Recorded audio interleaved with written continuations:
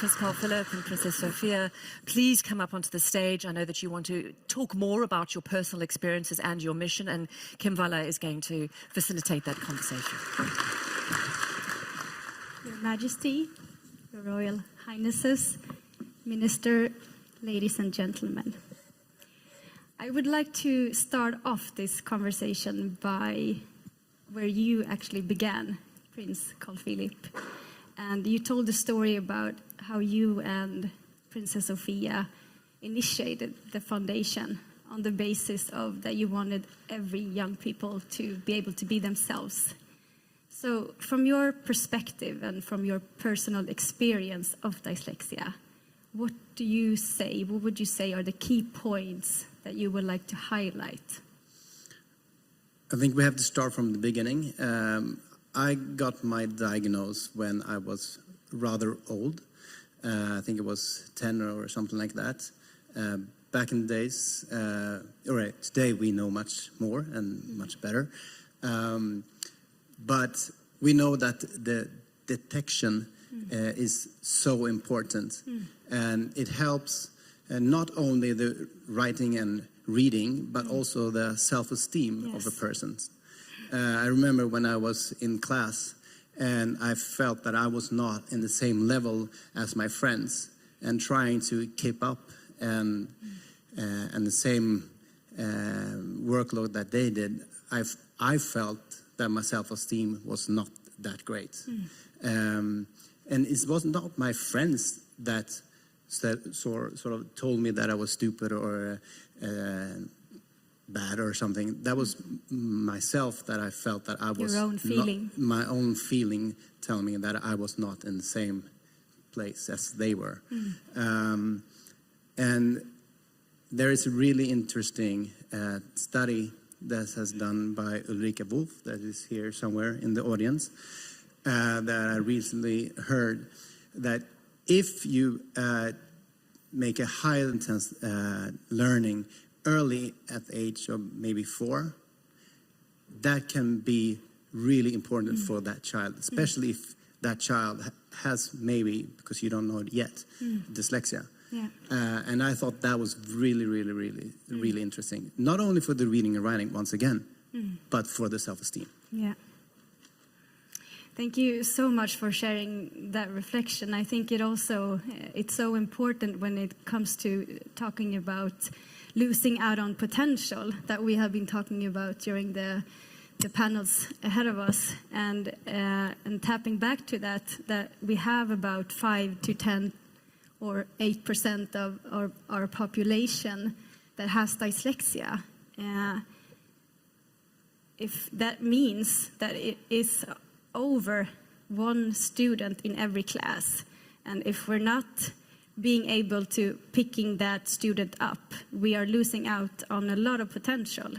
And I know that we, Princess Sofia, have had a lot of interesting conversations about this as well, on the theme of losing out of potential, and from your own experience of living with a great dyslexic thinker yourself.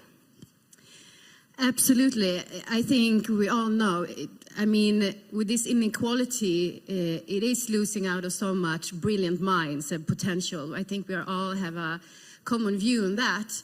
But I have also made a journey from, not knowing a lot about dyslexia, meeting a person, falling madly in love with him, but don't really being able to wrap my head around how he's thinking and communicating in some ways. And it was such a, mind-changing experience when I don't know if I Googled dyslexic mind or whatever, and this list came up from a very relevant site. And it was explaining my then boyfriend. And I'm like, oh my God, they know him. And and that threw me on a journey to actually understand the dyslexic mind and how brilliant that is. And I think that I say that often, that I think you're one of the most brilliant people I know. But I had to make that journey myself to understand how brilliant the dyslexic mind actually worked. And so that has been a passion for me to, you know, within the foundation, to make that knowledge accessible for everyone, having a dyslexic thinker nearby, if it's a parent or a relative or a girlfriend or a husband or whatever, because it was life-changing for us, I would say. No, I totally agree. I don't know what I should say now, but the key word also is the strength. See, as we've been hearing throughout the day, the strength in seeing the difference in every person, and that has also been really helpful and play a vital role in when we started our foundation. And also for highlighting that idea, and also who is in the room, Helen Taylor, has a really interesting thought that I felt when I heard it some years ago. I felt my self-esteem got really high, and I thought, oh, that's why.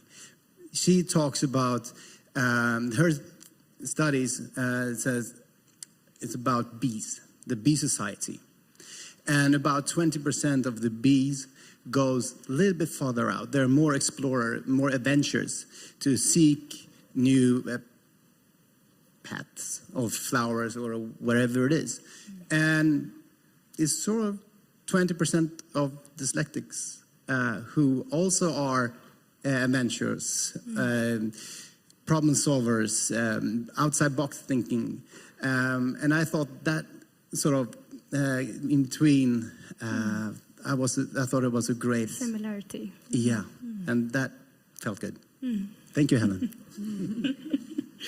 And I know that just what you're both are saying now, Your Royal Highnesses, allowing for differences and strengthening that we are different. That is the key, the reason, the very essence of why you established this foundation. Princess Sofia, would you elaborate a bit more what you have learned during these years and what you take out from that as from living in your own situation at home? Yeah, I think to make it concrete of what it has done for me now, also as a mom, because of the genetic factor, we might have dyslexic children as well. So I think the early detection has made a big impact on me, and actually learning about the great dyslexic mind, because to be honest, I would be a little bit worried beforehand. I think you were worried for the skills I have too, to be inherited by our children.